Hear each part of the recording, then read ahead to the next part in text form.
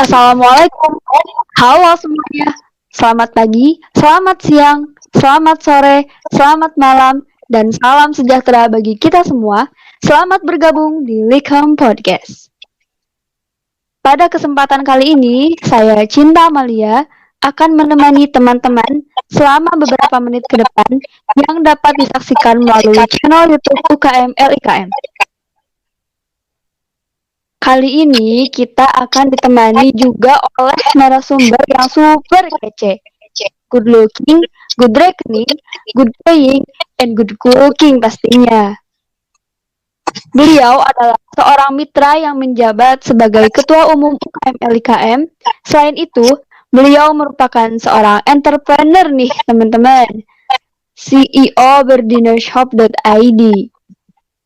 Baik, langsung saja saya sapa kepada yang terhormat Teh Nia Mardiana. Halo Teh Nia, apa kabar nih Teh Nia? Halo Cinta, Alhamdulillah baik. Cinta apa kabar?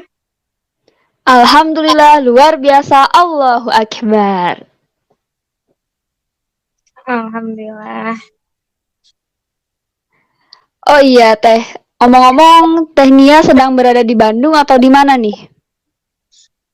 Kalau aku lagi di Bandung sekarang. Kalau Cinta di mana? Cinta juga di Bandung, karena Cinta kan pribuminya Bandung. Oh, Oh iya, Teteh rencana lebaran ada pulang kampung gitu ke Solo atau gimana? aku Lebaran iya Insya Allah bakal pulang ke Solo. Tepatnya sih Boyolali ya.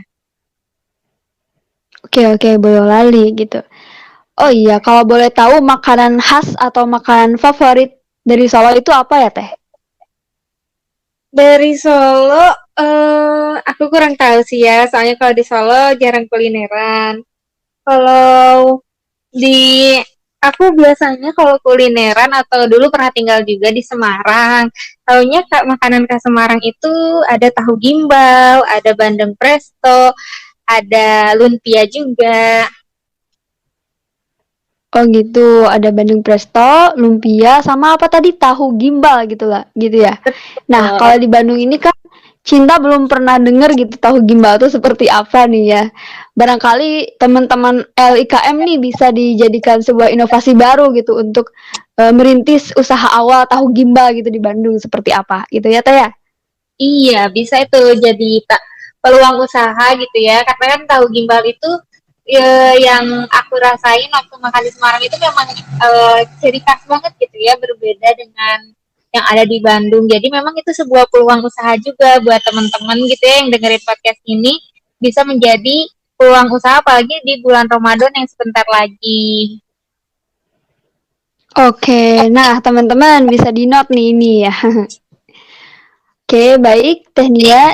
Jadi di sharing session kali ini saya bakalan sedikit berbincang dengan Teh Nia mengenai gimana sih caranya, terutama kan kita seorang mahasiswa dan bentar lagi akan dihadapkan dengan momentum bulan Ramadan nih. Bagaimana sih kita bisa memanfaatkan Ramadan ini untuk meningkatkan penjualan gitu. Nah, namun sebelumnya Cinta pengen nanya dulu sama Teh Nia. Kan Teh Nia itu seorang entrepreneur gitu ya. Nah, sejak kapan sih Teh Nia itu memulai usaha bisnis gitu dan apa sih motivasi Teh Nia gitu memulai usaha? Oke, kalau disebut seorang entrepreneur mungkin belum ahli juga ya. Cuman kalau untuk memulai usaha itu memang udah lama banget dari SD ya, dari kayaknya sebelum SD juga pernah cuman lupa. Cuman waktu SD itu di kelas 1 atau di kelas 2 itu pernah jualan gambar hasil gambaran sendiri gitu. Jadi dulu memang hobi menggambar, aku gambar di buku gambar ya pastinya yang besar. Nah, terus aku fotokopi, setelah aku fotokopi terus aku jual tuh ke teman-teman sekelas atau teman-teman di sekitar rumah dan itu laku gitu. Jadi waktu SD pun sudah bisa berpenghasilan sendiri cuman hasil dari fotokopi gambaran doang gitu. Terus kalau motivasinya itu memang lihat dari background keluarga ya, dari orang tua, dari ayah, dari mama, itu dua-duanya seorang pebisnis gitu ya, punya usahanya masing-masing. Jadi dari kecil sudah melihat orang tua yang memang berkecimpung di dunia bisnis, jadi motivasinya dari sana, dari kecil sudah diperlihatkan bagaimana berwirausaha. Oke, wah, Masya Allah sekali ya gitu. Jadi Tehnia itu motivasi dari awalnya itu dari orang tua, kemudian dirintis kembali oleh Tehnia dan sampai sekarang alhamdulillah gitu ya. Semoga usaha Tehnia semakin lancar ke depannya ya Tehnia. Dan bagi Amin. teman-teman mungkin bisa dijadikan sebagai motivasi atau inspirasi teman-teman untuk memulai usaha nih. Jadi jangan takut untuk memulai usaha. Oke, baik. Mungkin kita masuk ke pertanyaan yang lebih dalam terkait tentang momentum Ramadan. Nah, menurut Tehnia, apa sih yang harus kita persiapkan dari awal gitu untuk meningkatkan penjualan di momentum-momentum Ramadan ini? Oke, jadi apa sih yang harus dipersiapkan gitu ya ketika menyambut momen Ramadan untuk meningkatkan penjualan? Jadi ada beberapa yang memang harus kita persiapkan ketika akan eh, apa namanya memulai usaha pas di momen-momen tertentu gitu ya, di seperti momen Lebaran, liburan atau akhir tahun itu ada beberapa yang harus kita persiapkan sebagai seorang pengusaha. Nah, yang pertama itu pastikan produk kita sudah siap. Jadi dalam 1 atau 2 bulan menjelang musim Ramadan atau liburan seperti sekarang, kita harus memperhatikan ketersediaan produk yang hendak kita jual. Apabila kita memiliki bisnis yang menjual barang hasil produksi sendiri, maka dalam 1 atau 2 bulan ini kita harus melipat gandakan produksi barang dari yang biasanya. Misalnya di waktu normal kita produksi baju cuman misalnya 200 nih dalam sebulan, maka di bulan Ramadan itu coba kita produksi 400 karena momennya gitu kan. Momennya bulan Ramadan itu maka eh, konsumer kita gitu ya, pelanggan kita akan lebih eh, konsumtif. Jadi ketika momen Ramadan tiba, kita tidak kehabisan produk untuk dijual. Terus yang kedua itu siapkan gudang penyimpanan yang cukup itu ketika produk kita udah siap, udah melebihi dari yang hari-hari biasanya, maka gudang pun harus mencukupi untuk penyimpanan barang-barang kita. Lalu yang ketiga itu ada safety stock dan lead time. Nah itu Cinta sendiri tahu nggak safety stock dan lead time itu apa? Kalau yang pernah Cinta dengar, safety stock itu seperti keamanan untuk menjaga kualitas barangnya gitu Teh. Sama kita tuh harus mempertimbangkan waktunya juga. Itu sih kalau yang Cinta tahu. Iya betul. Jadi safety stock itu kan mempertimbangkan batas aman barang. Kalau lead time itu waktu tunggu. Jadi biasanya ketika saat mendekati Lebaran itu arus transportasi cenderung macet, padat gitu ya, ramai. Sehingga bisnis kita perlu memperhitungkan lead time dan safety stocknya. Tujuannya agar perusahaan tetap dapat berjalan atau bisnis kita tetap berjalan seperti biasanya dan sesuai target yang udah kita tentuin di bulan Ramadan itu. Nah, terus yang keempat itu ada persiapkan strategi pemasaran dan penjualan. Nah, sembari memproduksi barang gitu ya melebihi dari waktu-waktu normal biasanya, kita juga harus menyusun perencanaan yang matang mengenai bagaimana kita akan melakukan pemasaran demi meningkatkan penjualan. Nah, maka restock barang itu dan strategi marketing harus berjalan beriringan. Nah, coba cari media yang paling potensial untuk mempromosikan produk kita nantinya. Nah, misalnya nih Cinta menjual produk pakaian. Nah, maka Cinta bisa memanfaatkan jasa influencer di Instagram gitu ya dengan sistem endorsement. Lalu misalnya Nia sendiri menjual produk makanan, maka aku bisa memanfaatkan jasa food blogger gitu kan, yang memang biasanya memberikan review tentang berbagai jenis makanan. Nah terus sambil memanfaatkan jasa influencer di luar, kita juga membutuhkan media pengiklanan seperti Google atau Facebook itu, hingga berikan di Instagram juga sama bulan Ramadan supaya meningkatkan penjualan kita. Nah, lalu yang terakhir itu ada pengelolaan arus kas. Nah, arus kas ini memang harus dikelola dengan baik. Jadi jangan sampai keuangan pribadi dan keuangan bisnis itu bercampur, karena keuangan bisnis itu memang harus digunakan untuk kepentingan bisnis lagi gitu kan, untuk modal lagi atau untuk menambah usaha lagi bebas gitu, tapi untuk keperluan bisnis lagi. Berbeda dengan keuangan pribadi. Kalau keuangan pribadi kan kita bisa menggunakannya secara konsumtif ya, buat apa aja bisa gitu. Nah, terus coba gitu sebelum kita sebelum kita memulai di bulan Ramadan itu, sebelum itu kita melunasi seluruh hutang kita agar di bulan Ramadan itu kalau ada kebutuhan mendadak yang harus dipenuhi, arus kas nggak keganggu. Kayak gitu, Cinta, untuk meningkatkan penjualan ketika awal Ramadan. Oke, baik. Berarti banyak sekali ya teman-teman yang harus kita persiapkan, di antaranya seperti mempersiapkan kualitas produk, terus safety stock sama lead time, strategi pemasaran dan penjualannya juga yang harus baik dan efektif, dan lain sebagainya. Oke, mungkin ke pertanyaan selanjutnya. Menurut Teh Nia, apakah persediaan produk di bulan Ramadan ini harus lebih banyak daripada biasanya? Kalau menurut aku gitu ya, karena dulu juga pernah berjualan, memang di musim-musim subur ya disebutnya, kalau bulan Ramadan, akhir tahun, masa-masa liburan. Nah, ini tuh persaingan akan semakin tinggi gitu dengan pesaing-pesaing lain, kompetitor-kompetitor lain. Jadi kompetitor pun menyadari gitu bagaimana pentingnya memanfaatkan musim Ramadan dan Lebaran untuk meningkatkan penjualan. Jadi biar bisnis kita gitu tidak mengecewakan pelanggan, dengan misalnya di marketplace kita menampilkan pesan stok habis gitu kan di toko online kita, maka kita harus mempersiapkan stok produk berlipat-lipat lebih banyak dibandingkan di waktu-waktu normal agar bisa masuk ke dalam kompetisi sengit dalam meningkatkan penjualan bersama kompetitor-kompetitor yang lain.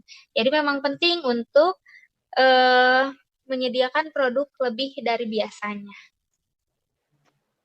Oke, nah gitu teman-teman ya. Jadi perlu diingatkan kembali bahwa persediaan untuk penjualan di bulan Ramadan ini harus lebih ditingkatkan, harus lebih berbeda, jauh berbeda dengan persediaan di bulan-bulan selain itu.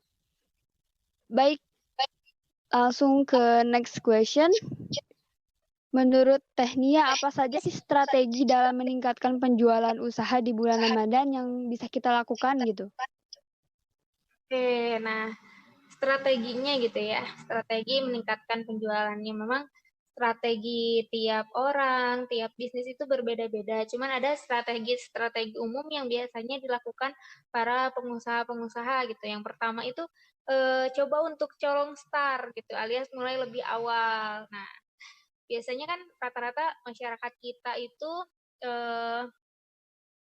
mulai searching gitu ya, mulai mencari-cari hal-hal yang berhubungan dengan Ramadan di 1 minggu sebelum Ramadan. Nah, kebiasaan masyarakat kita ini menjadi kesempatan terbaik untuk kita menyusun strategi marketing lebih awal. Pertanyaan selanjutnya nih Tania, apa saja strategi khusus gitu dalam meningkatkan penjualan di bulan Ramadan ini?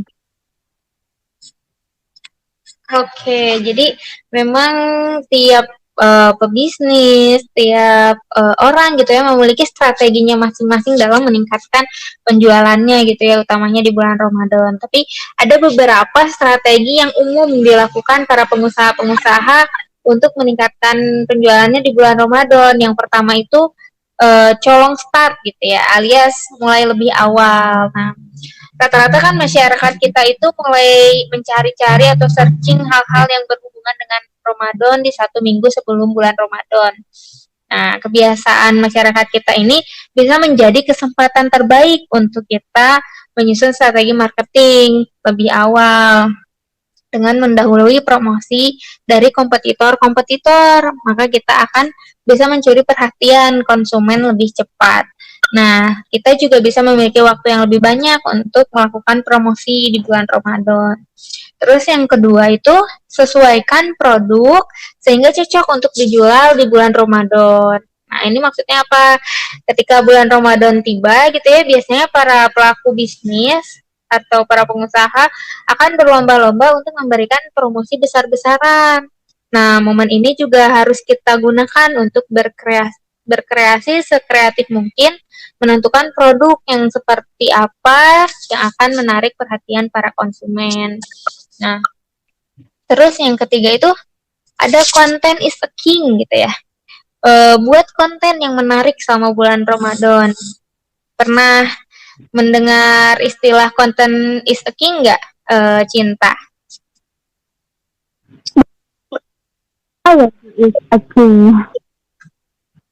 Ya, jadi content is king itu kita harus memaksimalkan ide konten kita untuk menjangkau lebih banyak konsumen supaya mengenal produk kita lebih dalam.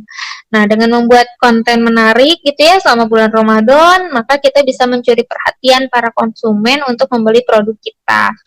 Nah, sebagai contoh, bagi misalnya Cinta berbisnis kuliner, maka Cinta bisa membuat konten di medsos seperti menu spesial di bulan Ramadan. Nah, misalnya kalau aku bisnis fashion, maka aku bisa membuat tips dan triks berbusana di bulan Ramadan. Jadi, buat konten yang relevan dengan momen bulan puasa dan juga target market kita.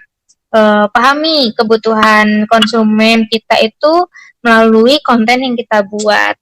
Nah, terus yang terakhir itu berikan warna Ramadan pada produk kita. Nah, ciptakan suasana Ramadan pada bisnis kita ketika kita ingin memaksimalkan peluang bisnis di bulan Ramadan ini. Nah, bisa dengan mengemas produk dengan warna bernuansa hijau. Misalnya dibilang kuliner, kita bisa mendesain tempat makanan kita berwarna hijau atau diberi hiasan nuansa Ramadan. Nah, biasanya kan kayak makanan yang memang makanan kayak kastengel dan lain-lainnya itu biasanya ada nuansa-nuansa Ramadannya gitu ya, yang satu paket seperti itu. Nah, gitu juga di sosial media. Kita bisa mendesain gambar-gambar dengan nuansa Ramadan sehingga profil Instagram bisnis kita terlihat lebih unik gitu dan meriah. Oke, ini teman-teman. Jadi strategi-strategi yang udah dipakai ini lumayan banyak banget dan memang harus kita terapkan karena berbeda gitu strategi penjualan di bulan Ramadan sama strategi penjualan di biasanya gitu. Dan tentunya kita harus bisa menarik perhatian pelanggan ataupun konsumen. Baik, langsung ke pertanyaan selanjutnya yang sangat cinta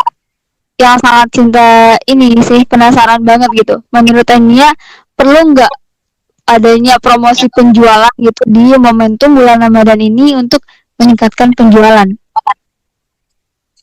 Oke, kalau promo itu sangat perlu ya, karena memang promo itu sangat memikat hati pelanggan gitu.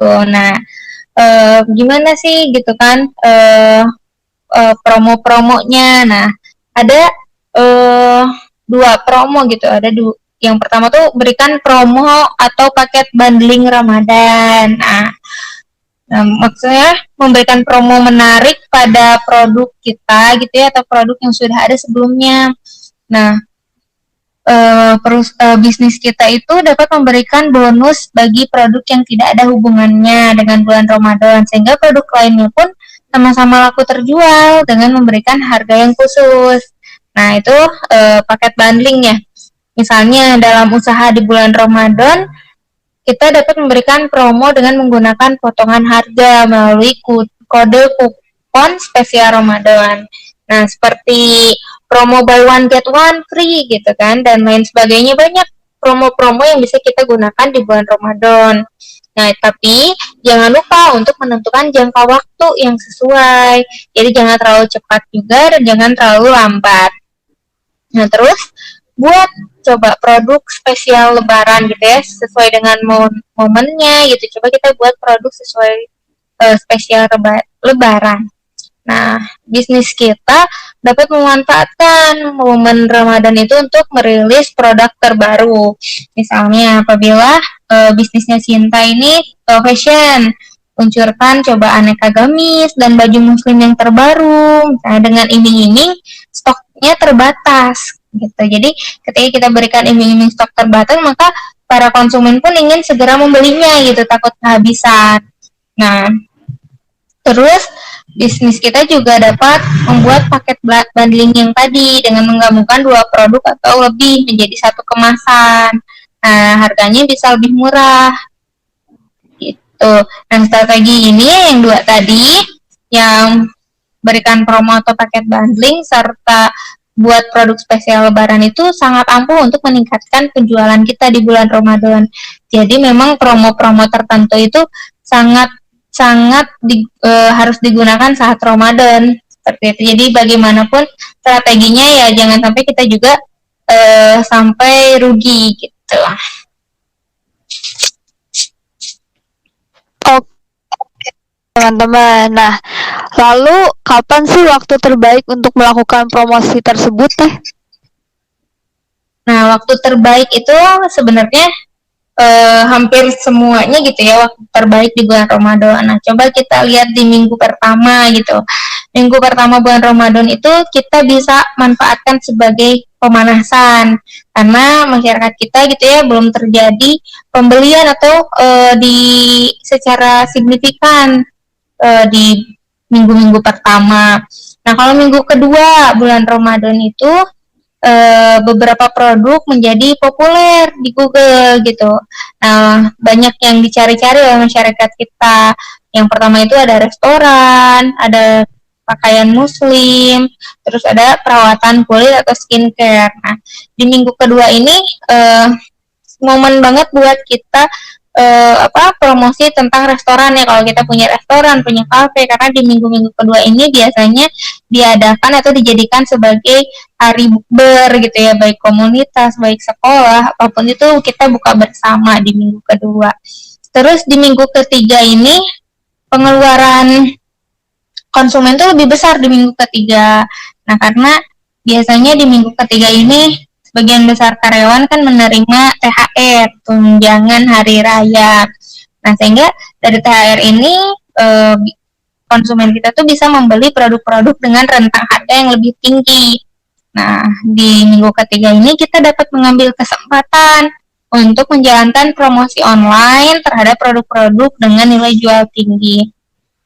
Produk pertama yang paling banyak dicari di minggu ketiga ini smartphone, terus ada peralatan rumah tangga juga. Terus yang keempat itu minggu keempat menjelang hari raya. Nah, makanan menjadi kategori yang paling banyak dicari. Nah, yang paling dicari itu apa? Kue lebaran. Nah, biasanya untuk pencarian kepada kue ini tuh meningkat sebanyak 2,7 kali lipat dibandingkan di bulan-bulan biasa. Nah, kalau di setelah minggu-minggu di bulan Ramadan ada minggu lebaran. Nah, kalau misalnya di hari lebaran itu pencarian yang paling banyak itu yaitu di make up dan gaya rambut, karena kan hari lebaran ya kita harus terlihat cantik gitu kan. Maka yang paling banyak dicari itu adalah make up dan gaya rambut. Terus makanan juga tetap menjadi kategori yang paling banyak dicari di hari lebaran. Nah, kalau lihat data dari kunjungan tertinggi orang-orang Indonesia ke situs e-commerce gitu ya, biasanya terjadi 2 kali sehari selama bulan Ramadan. Nah, kunjungan tertinggi pertama itu terjadi pada saat sahur, jam 4 sampai jam 5 subuh. Nah, untuk yang kedua itu terjadi menjelang buka puasa gitu ya, ngabuburit lah. Ngabuburitnya lihat-lihat produk gitu kan. Nah, itu pukul 5 sampai pukul 8 malam. Nah, itu waktu terbaik buat promosinya. Di sahur dan menjelang berbuka. Oke, baik. Dari tadi kan kita sudah berbincang mengenai terkait strateginya seperti apa, kemudian kapan waktu apakah harus melakukan promosi atau tidak. Nah, mungkin ya ingin Cinta tanyakan lagi, apa semua produk ini bisa dijual di bulan momentum Ramadan ini? Apa hanya produk-produk tertentu saja, Teh? Oke, nah, jadi jenis produk apa aja gitu ya yang dapat manfaat di momentum Ramadan ini.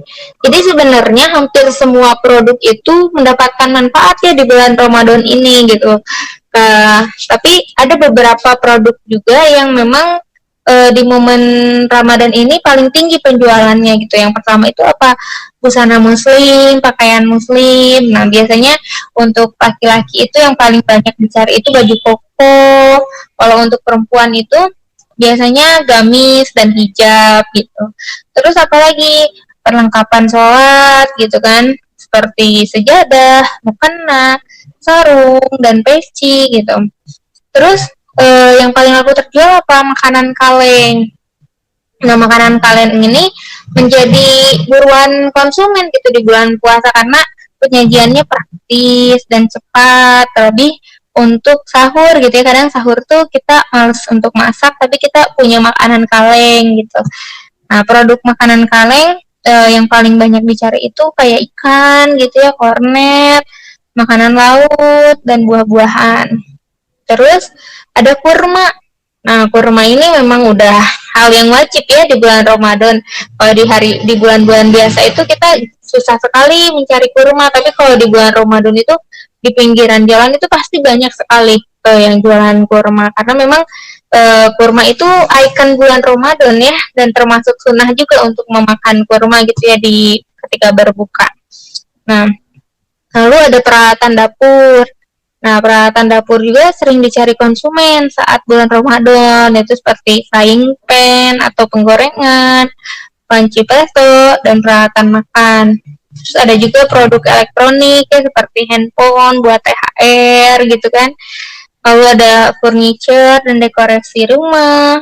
Lalu kue kering dan snack. Itu kue kering itu sudah hal yang wajib ya, dan pasti meningkat penjualannya di bulan Ramadan, seperti kastengel gitu kan, kue salju, nastar dan sebagainya. Lalu yang terakhir itu ada parcel dan hampers lebaran gitu kan, bisa buat hadiah pada orang yang kita sayang gitu. Gitu, itu beberapa produk yang memang mendapatkan manfaat gitu di bulan Ramadan ini. Wah, ternyata banyak sekali ya, Teh. Jadi udah nggak sabar nih pengen lebaran. jadi pengen dari sekarang nih kayak pesen kue kastengel, terus paket parcel, hampers dan lain sebagainya. Oke, baik Teh, mungkin ini penutupan ya. Soalnya udah beberapa menit juga nih kita sudah berbincang-bincang dari tadi. Mungkin ini pertanyaan terakhir dari Cinta. Mengapa sih momentum bulan Ramadan ini bisa dimanfaatkan untuk peningkatan penjualan gitu? Kenapa gitu ya momen Ramadan itu bisa dimanfaatkan dalam meningkatkan penjualan. Nah, jadi momen Ramadan ini momennya umat Muslim gitu ya. Momennya umat Muslim yang antusias dalam menyambut bulan Ramadan karena sebagai bulan yang penuh berkah, rahmat, dan ampunan gitu kan. Nah, termasuk umat non-muslim juga senang gitu dengan hadirnya bulan Ramadan, dikarenakan efek yang ditimbulkan bulan Ramadan itu sangat-sangat bermanfaat gitu ya buat pengusaha, pebisnis gitu, terutama para perusahaan. Nah, jadi di bulan Ramadan ini perilaku konsumsi masyarakat akan cenderung meningkat. Gitu. Sifat konsumerisme masyarakat muncul dalam hal pembelian makanan, pakaian, dan lain sebagainya. Jadi di sini pebisnis, pengusaha itu memiliki peluang yang lebih besar untuk dapat meningkatkan omset dan labanya, serta di bulan Ramadan ini pun momen untuk para pebisnis juga bersedekah gitu. Jangan sampai ketika kita mencari keuntungan yang banyak gitu ya di bulan Ramadan, yang tadinya kita produksi hanya sedikit, terus di bulan Ramadan bisa 2, 3, 4 kali lipat yang lebih banyak. Jangan lupa kita untuk bersedekah di bulan Ramadan. Jadi memang bulan Ramadan ini sangat-sangat bermanfaat baik buat pengusaha, baik buat pebisnis maupun orang sekitarnya gitu, karena memang di bulan Ramadan ini selain kita beraup keuntungan gitu ya, tapi kita juga memberikan sedekah kepada orang lain, seperti itu. Oke, baik. Dari pertanyaan-pertanyaan dan pemaparan-pemaparan dari Tehnia ini mungkin bisa Cinta ulang kembali atau bisa Cinta simpulkan bahwa ya bulan Ramadan ini adalah momentum yang pas ya teman-teman untuk dimanfaatkan dalam meningkatkan penjualan gitu. Karena konsumen akan lebih berpeluang dalam memilih produk nih, khususnya seperti pakaian untuk lebaran, makanan, terus buah-buahan seperti kurma, kemudian hampers, parcel, dan lain sebagainya. Sehingga peluang usahanya itu akan lebih besar dalam meningkatkan omset gitu. Nah, tapi jangan lupa juga nih teman-teman, harus tetap mempersiapkan strategi-strategi jitu yang telah tadi disampaikan sama Tehnia nih. Seperti memastikan produk yang berkualitas, mempertimbangkan keamanan dan waktu, dan yang paling penting, jangan malas. Kurangi rebahan, lihatlah peluang, mulailah dengan tindakan, dan raihlah keuntungan. LIKM, salam sukses. Baik terima kasih banyak kepada Tehnia yang telah memberikan kesempatan waktunya untuk berbincang-bincang dengan saya di Likem Podcast pada kesempatan kali ini. Sekali lagi saya ucapkan terima kasih banyak dan semoga usaha serta kegiatan yang Tehnia lakukan ini bisa dilancarkan oleh Allah Subhanahu wa taala. Semoga panjang umur dan sehat-sehat tentunya. Demikian sharing session pada Likem Podcast kali ini. Terima kasih kepada teman-teman yang senantiasa setia mendengarkan kami. Nantikan tips penting lainnya di Likem Podcast. Saya Cinta Amalia, pamit undur diri. Terima kasih dan sampai jumpa. Assalamualaikum warahmatullahi wabarakatuh. Untuk seputar pertanyaan atau sharing-sharing mengenai tema kali ini, boleh kalian sharing-sharing juga di kolom komentar ya teman-teman.